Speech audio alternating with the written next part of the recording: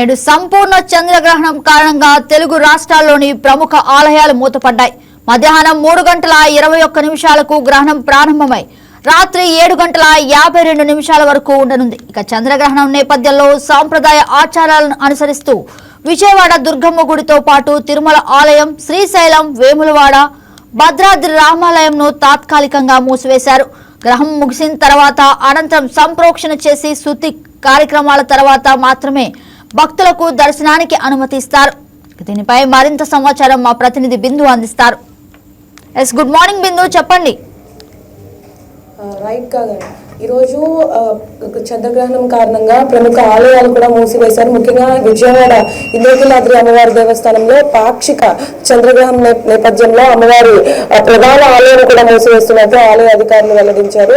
ముఖ్యంగా ఆగమ శాస్త్రం ప్రకారం ఈ రోజు చంద్రగ్రహణం కాబట్టి ఆగమ శాస్త్రం ప్రకారం ఆలయానికి కవటాబంధనం వేయాలని కూడా శాస్త్రం ప్రకారం అక్కడున్న ఆలయ ధర్మకర్తలు కూడా చెప్పడం వల్ల ఆలయాన్ని మూసివేశారు. అంటే ఈ రోజు పూర్తిగా ఆలయం మొత్తం తెరవరు. ఈ రోజు భక్తులకి ఎటువంటి దర్శన సౌకర్యాలు కూడా ఏర్పడవని చెప్పేసి ఒకరోజు ముందే ఆలయ అధికారులు వెల్లడించారు. ఇంకా రేపు బుధవారం 4/3/2026 బుధవారం అయితే అమ్మవారి దేవస్థానం 10 గంటల నుండి అయితే తెరవబడుతుంది. 10 గంటల నుండి భక్తులకి అమ్మవారి దర్శనం ఇస్తుంది. అమ్మవారి దేవాలయంతో పాటు అమ్మవారి దేవాలయంలో ఇతర ఉప ఆలయాలకు కూడా పాక్షికంగా కవటాబంధనంని ఏర్పాటు చేశారు. కవటాబంధనం ఈ రోజు 6:30కి అయితే గ్రహణం వీడుతుంది. 6:30 తర్వాత అయితే కవటాబంధాన్ని తీసిన తర్వాత ఆలయాన్ని శుద్ధి చేసి ఆలయంలో అయితే ముఖ్యమైన కార్యక్రమాలు కూడా చేసిన తర్వాత కొన్ని అభిషేకాలు, స్వప్నాభిషేకాలు చేసిన తర్వాత కూడా ఆలయాన్ని మళ్ళీ తిరిగి తెరుస్తారని కూడా ప్రకటించారు. అయితే ఈ నేపథ్యంలో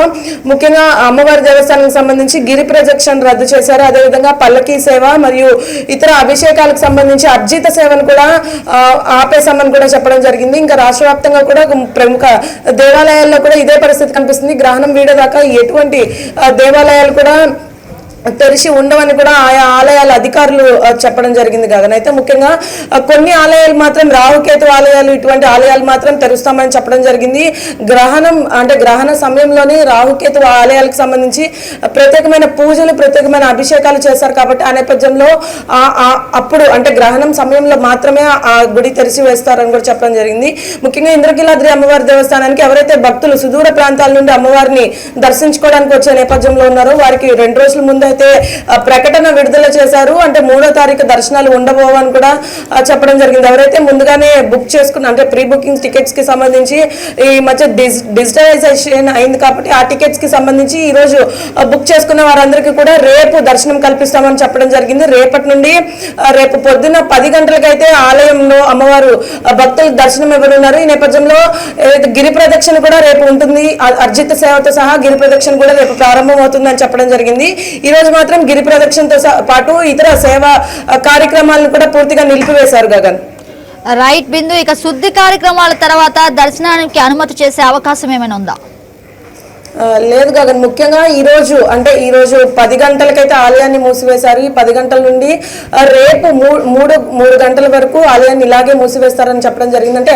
6:30కి గ్రహణం వీడినప్పటికీ కూడా అమ్మవారికి కొన్ని ప్రత్యేకమైన అభిషేకాలు చేసిన తర్వాత అమ్మవారికి శుద్ధి కార్యక్రమం చేసిన తర్వాత ఆలయాన్ని తెరుస్తామని కూడా ప్రకటించారు. ఈ రోజు పొద్దున ఆలయ ఈఓ సీనా నాయక్ మరియు చైర్మన్ బొర్రా గాంధీ చెప్పడం జరిగింది. పాక్షిక చంద్రగ్రహణం నేపథ్యంలో కొన్ని శుద్ధి కార్యక్రమాలు ఉంటాయి కాబట్టి దానికి సంబంధించి కూడా 6:30 తర్వాత ఆలయం తెరిచినప్పటికీ కూడా భక్తులకి దర్శన సౌకర్యం కల్పించడం లేదని, రేపు పొద్దున మాత్రమే 10 గంటల నుండి దర్శన సౌకర్యం యథావిధిగా కల్పిస్తామని కూడా చెప్పడం జరిగింది కదా. Right Bindu, thank you for the update. ఈ వీడియో మీకు నచ్చినట్లయితే లైక్ చేయండి, షేర్ చేయండి, మా ఛానల్ కి సబ్స్క్రైబ్ చేయండి.